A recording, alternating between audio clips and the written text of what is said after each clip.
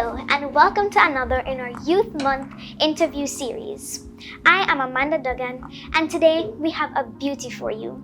She's 25-year-old Khalia Hall, Miss Jamaica World 2021.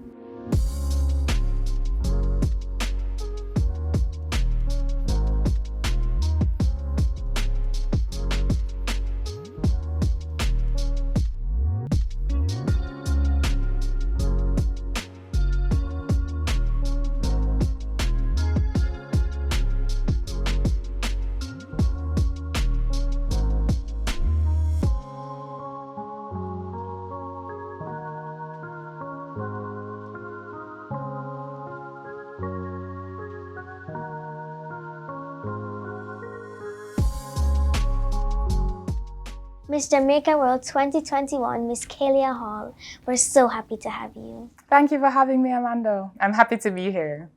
So, what was growing up like for Khalia Hall? So I'm from Priory in St. Anne, rural Jamaica. And I spent a lot of time outdoors. My father was very strict on ensuring that we did not have cable television growing up. And so I was outside climbing June plum trees. We would pick the leaves off the stems and chew on the stems to get the flavor of the June plum. And I would also sit on my brother's skateboard and fly down our steep hill. So lots of outdoor activities. I would say I was even a bit tomboyish growing up and not a girly girl. It was wonderful. Did you have any hobbies? Yes, I swam a lot. So I'm from St. Anne. It's a touristic destination in Jamaica, and I actually lived along the north coast. So after school, my father used to pick me up in his pickup. I would go in the back and would either go for a long swim or I'd ride my bicycle on the beach. So I spent a lot of time in the water, whether it was the beach or the river. Was there anything that you liked to read? What was your favorite childhood book? It's hard to remember childhood books. I don't remember the title of it, but it was a book I bought in England, and it was about a princess, an orphan that became a princess. Can't remember the title, but I know that was one of my favorite books. Oh, is there anything that you're scared of? What's your biggest fear? I have to say lizards, especially growing up in Jamaica where lizards are everywhere. The croaking ones I'm terrified of, and some huge ones I've seen recently that literally look like iguanas. But I know, I hate lizards. Can't stand them. What advice now would you give to a child who is being bullied? I would tell them that it's important to be confident in themselves and not worry about what other people think about them. And they might not understand it in the moment, because I know as a child in school, everything seems so grave, what you're going through. But to know that over time, as you grow up, you learn lessons and become more comfortable in yourself. So not to listen to the bullies and be sure of themselves and believe in their dreams. Yes, indeed. So what does your family mean to you? My family is my world. I always say that they're the constant in my life, because I've moved around location-wise. My life situation has changed a lot. My friend groups have changed, but my family has always been there for me. And even if initially they're not supportive of a particular decision I've decided to take, once I explain it to them and, I allow time to pass, they're patient and they eventually understand what I'm doing and support me wholeheartedly. That's wonderful. Yes. Who's your role model and why? My mother is definitely my role model. She came from very humble beginnings. She tells me stories all the time of how she used to have to carry water on her head top to carry to her house, and they would help to reap produce from the land to give to her mother to carry to Coronation Market to sell. And through education, my mother has overcome so much, yet she remains the same at heart. She hasn't allowed any changes in her life to take away from who she is as a person. And she just reminds me every day to be grateful. She called me this morning and said, Kayla, remember to pray, remember to give thanks for everything you have. So she's the light of my family. Indeed. Hi, Mom. You've done a wonderful job with your daughter. I'm sure you'll be very proud. Hi, mommy.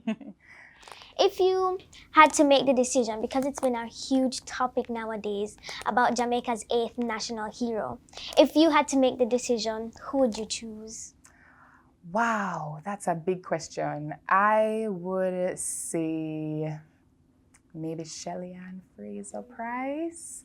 She's in track and field and she overcame so much. You know, she was out there running, putting in the work, training, even though she had a child at home. And I think that represents so much for Jamaican people. It's inspiring to anyone to know that, you know, don't allow your circumstances to hold you back. Yes, indeed.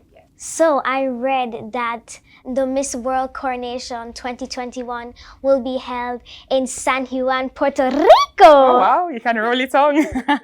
How excited are you? I'm super excited, and it's going to be over 100 girls in the same place from different countries, so a lot of different cultures. It's going to also be my first time in another Caribbean country, so I've only been in Jamaica, so I'm excited to see, you know, the similarities and also differences in culture. Yeah, just excited for it overall. Yes, indeed. So this year, the Grand Coronation of Miss World will be held during the COVID-19 pandemic. Are there any concerns that you have? Well, I think we've been living with COVID for such a long time that we've grown accustomed to all the protocols and restrictions. So it's just continuing to apply that over there. Sometimes I think it's a pity that we're not able to do as much as we want to do, both on a national level, but also over there, you know, interacting with the girls. I'm a very affectionate person. I love to hug people. Even when I'm talking to them, I'll, you know, touch them while I speak to them. So, you know, I think that's a pity, but I'll still have a great time, for sure. I hope you have a wonderful time. Yeah. So tell us about how you have been preparing for the Miss World coronation. Okay, so there are a lot of moving parts. Some of them people might not even see. They see the final night on stage and they think that's all, but there's so much more that goes into it. So there's walking, of course, there's speech, there is a talent piece I have to prepare, there's a dances of the world piece I have to prepare, and much more, but I think more importantly, it's mental preparation going into it because I'll be over there with the strongest representative from each country. So it's very important that I stay true to myself and I step into my own and that I'm confident. And more importantly, that I represent Jamaica to the best of my ability. You know, we're a country of rich culture and I want to showcase all of that over there. Yes, so tell us what motivated you to enter the pageant in the first place? So as a little girl, I don't know about you, I don't know if you're interested in entering pageants, are you? I did one time at my church and I had a lot of fun. You entered Miss the church, like your church. Okay. Well, maybe you'll enter Miss Jamaica World one day. But as a little girl, probably around your age, I was interested in it. I used to watch, you know, people like Yendi Phillips and look up to them. But I kind of put it to the side, you know, I didn't give it much attention. I wasn't sure if I was actually going to pursue it. And it wasn't until I came back to Jamaica to share an important message with Jamaican people about how important their food decisions are when it comes to impacting their health and the environment. So I thought to myself, what better platform than Miss Jamaica World to further raise awareness about the issue and you know, really garner the support I need. Because once you become Miss Jamaica World, you can have conversations with people you've never been able to before and use it for a good cause. So I think that's the thing that pushed me the most. It's the power of the platform and the good that you're able to do with it. Yes. So how will you use your title as Miss World to promote Jamaica's culture? I mean, I've traveled a lot, and everywhere I go, every time I say, or someone asks, what country are you from? And I say Jamaica, they say, wow, and they ask you about it and they're interested. And so I've been representing Jamaica on an international scale for a very long time. And I'll continue to do that. I'll continue to share with them, you know, many different aspects of our culture or music. I used to send, you know, dancehall and reggae songs to my friends all the time. I'll teach them a little patois. and also allow my personality to shine through, because I'm a Jamaican as well. So I hope that they can feel that once I'm over there. Okay, so Miss Khalia Hall, let me take you hiking now. And now it's lunchtime. Mackerel and white rice or chicken back and dumpling? So I don't eat meat anymore. I've been a vegetarian for 4 years, but when I used to eat meat, I would say mackerel and white rice, for sure. Between you and me, I've never had it before. Really? No. But I've heard so many people say how it's sweet. So I think I should try it. What do you think? You should tell mommy to cook it this evening. Okay. So how will you use your title as Miss Jamaica to motivate young people? I hope, even in COVID, as I said before, that I'll be able to visit particular charities and inspire children to know that, no matter their circumstance, they too can go on whatever platform or go for whatever dreams they want. It doesn't have to be Miss Jamaica World. It can be anything. I'm coming a long way. I was not always this type of person. So to show them that with a growth mindset, they can achieve everything.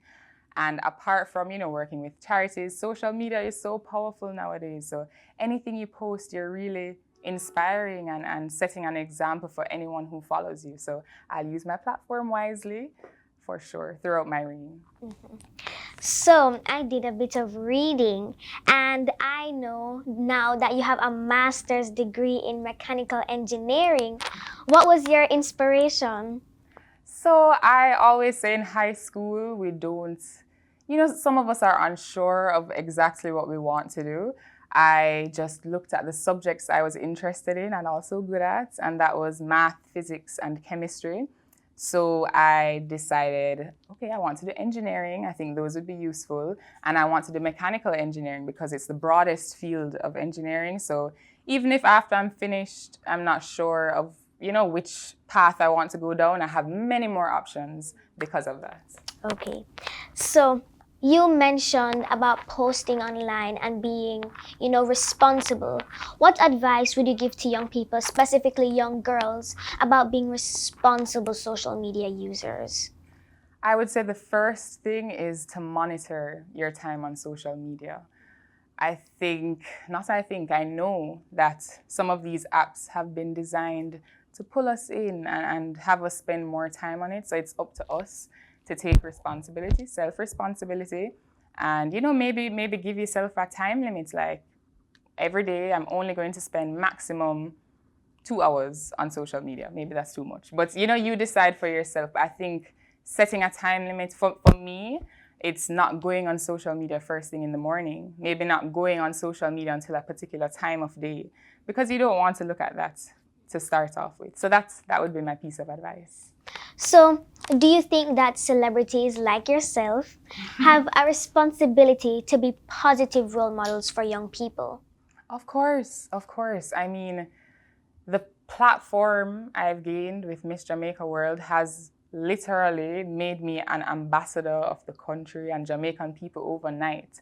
So I was Khalia Hall, and then after the coronation night for Miss Jamaica World, I became Miss Jamaica World. And eyes are on me and ears are open. So I have to be careful of what I say and do, because people are watching and looking to me, as you said, for inspiration. So yes, it's definitely something I think about a lot. Well, Miss Khalia Hall, all of Jamaica congratulates you. We wish you the best in the upcoming pageant, and we hope and pray that you'll be the next Miss World. Thanks for joining us, and have a wonderful day. Thank you, Amanda, from the bottom of my heart. Thank you. No problem.